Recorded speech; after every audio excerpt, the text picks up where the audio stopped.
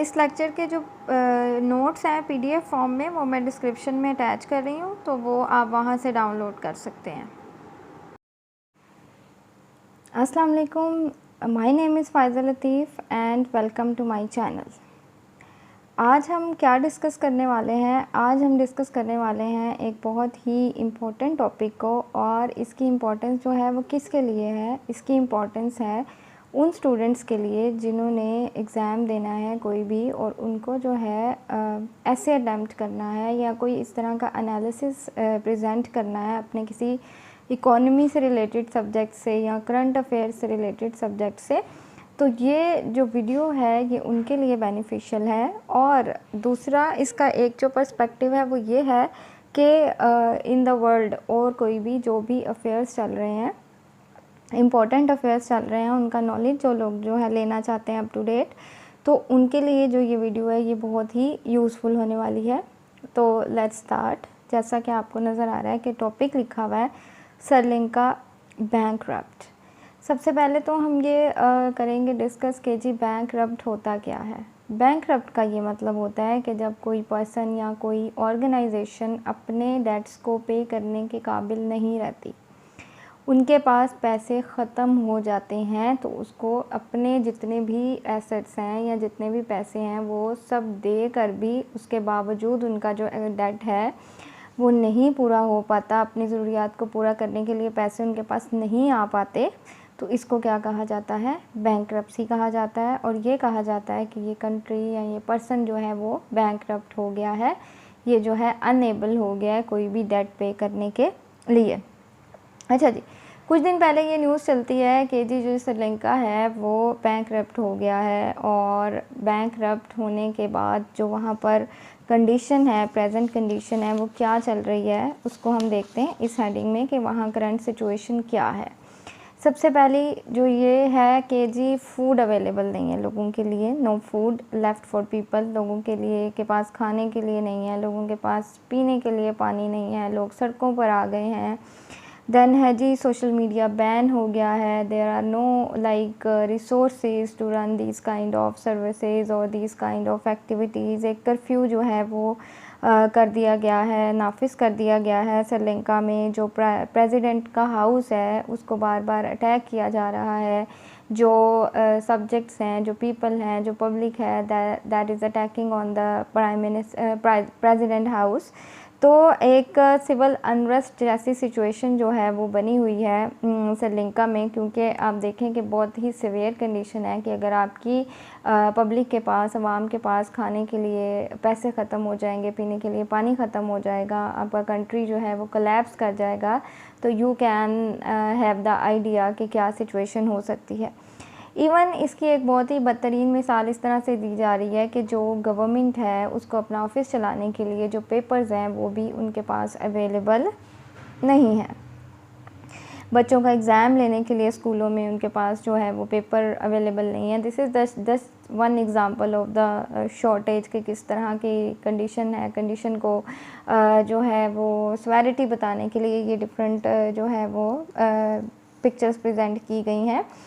Army को जो है वो सिविल रेस्ट को कंट्रोल करने के लिए आर्मी को पेट्रोल पंप्स पर जो है वो कर दिया गया है, रिक्रूट कर दिया गया है, उनको वहाँ पर जो है वो अलॉट कर दिया गया है कि वो यहाँ पर इस सिविल अनरेस्ट को कंट्रोल करने के लिए जो है वो। उसके बाद है जी मोर देन 1000 जो बेकरीज़ हैं, यानी जो खाना सेल करने वाली शॉप्स हैं वो बंद हो गई हैं because there is no food left. और उसके बाद जो है लोड शेडिंग जो है बहुत ज़्यादा वहाँ हो रही है। कई इलाकों में तो बिल्कुल ही बिजली बंद कर दी गई है, और अगर कुछ इलाकों में बिजली आ भी रही है तो वो बहुत थोड़ी देर के लिए आ रही है। बहुत सीवियर किस्म का जो सिविल अनरेस्ट का मतलब होता है लोगों के अंदर जो बेचैनी पाई जाती है when there is something wrong in their country, तो इसको क्या कहा जाता है कि सिविल अनरेस्ट के लोगों ने बेचैनी जो है वो इंक्रीज़ कर दी हुई है, लोगों में बेचैनी जो है वो फैल गई है। अब इसकी कुछ रीज़न्स जो हैं वो हम डिस्कस कर लेते हैं, और ये रीज़न्स क्यों ज़रूरी हैं। ये रीज़न्स इसलिए ज़रूरी हैं कि आपने अगर कोई ऐसे लिखना है, आपने अगर कोई पैराग्राफ लिखना है, कोई एनालिसिस देना है, किसी क्वेश्चन का आंसर लिखना है, तो you would have some background, आपको थोड़ा बैकग्राउंड जो है वो देना पड़ेगा अपनी जो ये टॉपिक है इसके बारे में। तो उसके लिए हम रीज़न्स देखते हैं कि क्या रीज़न्स हैं।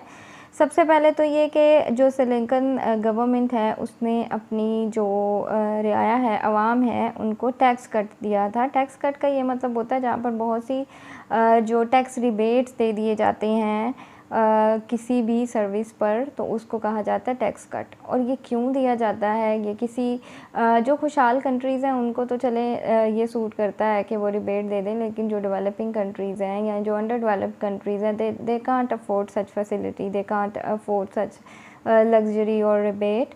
तो किस लिए किया जाता है, गवर्नमेंट जो है अपने आप को पॉपुलर करने के लिए, अपने आप को जो है कि हम जी बड़े इंसेंटिव दे रहे हैं, आवाम को बड़ा सुकून प्रोवाइड करना चाहते हैं, आवाम की हेल्प करना चाहते हैं, बट उनके इतने रिसोर्सेज नहीं होते कि वो अगर ये टैक्स कट कर देंगे तो उनके पास इनकम कहाँ से आएगी। तो ये टैक्स जब एक तरफ किया जाता है, एक सर्विस पे किया जाता है, तो दूसरी सर्विस जो बहुत ज़्यादा ज़रूरी होती है, जिस पर एक्सपेंस करना ज़रूरी होता है, वो वहाँ से जो है वो रह जाता है। तो अच्छा, इसकी एग्ज़ाम्पल अगर हम पाकिस्तान से मिलाते हैं, तो जिस तरह से ये इस्लामाबाद मेट्रो को फ्री करने के लिए कहा जा रहा है, तो आप अगर उसको फ्री कर देंगे तो जो उससे रिलेटेड एक्सपेंसेस हैं, ड्राइवर की जो वहाँ पर है सैलरी है, मिसलेनियस और जो इस तरह के हैं एक्सपेंसेस, उसको आप किस तरह से पूरा करने जा रहे हैं।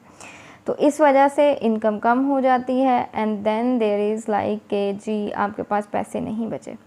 उसके बाद इस गैप को कवर करने के लिए नेक्स्ट श्रीलंका के जो गवर्नमेंट है उन्होंने क्या स्टेप लिया कि उन्होंने करेंसी नोट्स जो हैं उनको प्रिंट कर लिया। बहुत ज़्यादा करेंसी नोट्स जो हैं जब वो मार्केट में आ गए तो उसकी वजह से इन्फ्लेशन हो गई। इन्फ्लेशन का क्या मतलब है कि एक्सट्रीम राइज़ इन प्राइसेस। जब आप इतने ज़्यादा जो करेंसी है उसको मार्केट में ले आएंगे तो उसका रिज़ल्ट क्या होगा कि आपके कंट्री में इन्फ्लेशन आ जाएगी। इन्फ्लेशन आ जाती है तो बाइंग पावर जो लोगों की होती है, ख़रीदने की क़ुव्वत जो होती है, वो उसके मुकाबले में कम हो जाती है, जिसकी वजह से जो बेसिक्स ऑफ लाइफ नेसेसिटीज़ हैं वो नहीं ख़रीद पाते लोग। नेक्स्ट जो रीज़न है वो ये है कि जी उसका जो एक्सटर्नल डेट है, जो दूसरे मुल्कों से, ऑर्गेनाइजेशन से लोन लिया हुआ है, डेट लिया हुआ है, इंटरेस्ट के पर डेट लिया हुआ है श्रीलंका ने, वो बहुत ज़्यादा इंक्रीज़ हो गया है। एक एनालिसिस जो है वो दिया गया है, मैं यहाँ आपको वो एनालिसिस भी शो कर दूँगी कि जो 2010 से 19 का जो अरसा था, इसके बाद जो 2020 जब आया है, तो इन 10 सालों में 2010 से 2019-20 तक ये जो डेट है ये डबल हो गया है, ये डबल हो गया है। और इस डबल होने की वजह से क्या हुआ है कि वो जो आपकी इनकम है, फ़र्ज़ करें कि 25 पैसा है और एक्सपेंसेस जो हैं वो क्या हैं, 1 रुपी हो गए हैं। एक जो अमाउंट है कि जो 12 अप्रैल को श्रीलंकन गवर्नमेंट ने डेट जो अपना डिक्लेयर किया था कि हम इस डेट को पे करने के लिए अनएबल हैं, तो वो डेट कितना था, $51 बिलियन का जो डेट था, जो वो पे नहीं कर पाएंगे, they have got unable to pay that है। नेक्स्ट रीज़न ये है कि कोविड में जो जिस तरह से डिफरेंट कंट्रीज़ का जो टूरिज़म वाला डिपार्टमेंट था वो डिस्टर्ब हुआ था, क्योंकि कोविड की वजह से सारी फ़्लाइट्स बंद हो गई थी और जो डिफरेंट प्रिकॉशंस लेनी पड़ी। और श्रीलंका जो है वो एक बड़ा ही टूरिज़म पे चलने वाली प्लेस है। अक्सर हम देखते हैं कि यहाँ से भी जो सेलिब्रिटीज़ हैं या कुछ और लोग हैं, they plan their trips to Sri Lanka, और बहुत से टूर्स जो हैं, प्राइवेट टूर्स जो होते हैं वो भी अरेंज कर रहे होते हैं श्रीलंका के टूर्स। तो टूर्स जाने से जो है वो बहुत ज़्यादा इनकम होती है, लेकिन इन 2 सालों में, 2 से 3 सालों में जो कोविड वाला सिनेरियो रहा है, तो टूरिज़म जो है वो बिल्कुल ज़ीरो रही है। एक तो टूरिज़म कोविड की वजह से ज़ीरो रही, उसके बाद जो 2019 में वहाँ ईस्टर्न बॉम्बिंग की गई थी, तो उसकी वजह से भी टूरिज़म जो है, जो टूरिस्ट हैं उनका इंटरेस्ट जो है वो नहीं डेवलप हो सका। यानी जिस तरह से अगर कंट्री में बहुत ज़्यादा बॉम्ब ब्लास्ट हो रहे होंगे या वॉर होगी तो लोग वहाँ पर जाना जो है उसको डिस्करेज करते हैं, लाइक नहीं करते। तो इस तरह से जो उनका टूरिज़म था वो बिल्कुल ख़त्म हो गया और वो वाली इनकम भी जो है उनको आनी बंद हो गई। 10% उनका जो एक इनकम का पोर्शन था वो टूरिज़म से आता है, जो उनको मिलना बिल्कुल बंद हो गया। उसके बाद एक बहुत बड़ी जो है, और बड़ी अगर आप इसको देखें तो जैसे आप कहते हैं कि बहुत ही छोटी छोटी निटी ग्रिटी चीज़ों में जाकर अगर आप देखते हैं तो जो एग्रीकल्चरल सेक्टर है उसकी वजह से भी बहुत ज़्यादा नुकसान पहुंचा श्रीलंका के जो फाइनेंसिंग है या जो इकोनॉमी है उसको। श्रीलंका जो है वो शुरू से चाय और राइस में सेल्फ सफिशिएंट भी है, सरप्लस में भी जाते हैं। और चाय और राइस जो हैं, जो नॉर्मली हमारे यहाँ भी चाय आती है वो मोस्टली श्रीलंका से आती है, लेकिन बैक इन जो है वो गवर्नमेंट ने ये डिसाइड किया कि हम इन फर्टिलाइज़र्स से मूव करेंगे। किन फर्टिलाइज़र्स की तरफ? ऑर्गेनिक फार्मिंग की तरफ। ऑर्गेनिक फार्मिंग का अब ये है कि सॉइल जो है उसको चेंज होते होते टाइम लगता है। ये नहीं है कि अब आपने आज फैसला कर लिया तो कल आपकी बहुत ज़्यादा प्रोडक्शन होनी शुरू हो जाएगी, नहीं, ऐसा नहीं होता। तो इससे क्या हुआ कि जब उनकी वो प्रोडक्शन कम हो गई तो उनको जो राइस हैं वो इतने ज़्यादा कम उनके लिए हो गए कि उन्हें वो इंपोर्ट करने पड़े। राइस, वो चीज़ जिसमें वो सेल्फ सफिशिएंट थे, वो भी उन्हें इंपोर्ट करनी पड़ी।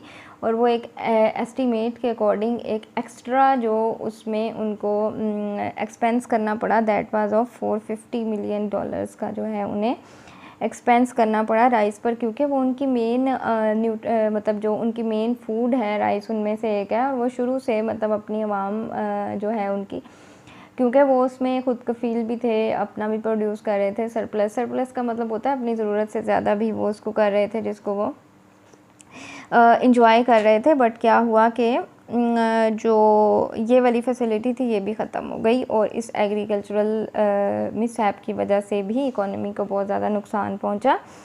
अच्छा जी, उसके बाद आता है जी Russian Ukraine war. Russian Ukraine war का क्या नतीजा निकला? ऐसा रशिया जो है वो बहुत कोल्ड कंट्री है, और जब दिसंबर में कोई इवेंट होता है तो वहाँ से लोग बहुत ज़्यादा जो है वो मूव करते हैं हॉट क्लाइमेट्स की तरफ, जिस तरह से जहाँ पर टेम्परेचर ज़्यादा होता है श्रीलंका में। तो जब वो वहाँ से भी उनका टूरिज़्म ख़त्म हो गया। वो लोग जो वहाँ आते थे अपने पैसे खर्च करते थे, अपनी सर्विसेज वहाँ पर लेते थे, तो वो भी उनका इनकम ख़त्म हो गई। एक बहुत बड़ा मेन सोर्स था जो दिसंबर में या सर्दी में मूवमेंट इधर की जाती थी ऐसे इलाकों से। उसके बाद रशिया जो है वो इनका बड़ा टी का वो भी था, इंपोर्टर भी था, लार्जेस्ट इंपोर्टर हैं ये श्रीलंका के टी के। तो ये सारी रीज़न्स जो हैं इन्होंने कॉज किया जी यहाँ पर अनरेस्ट, और यहाँ पर बैंकरप्सी जो है वो कॉज हो गई, और बैंकरप्सी की वजह से सिविल अनरेस्ट जो है वो कॉज हो गया।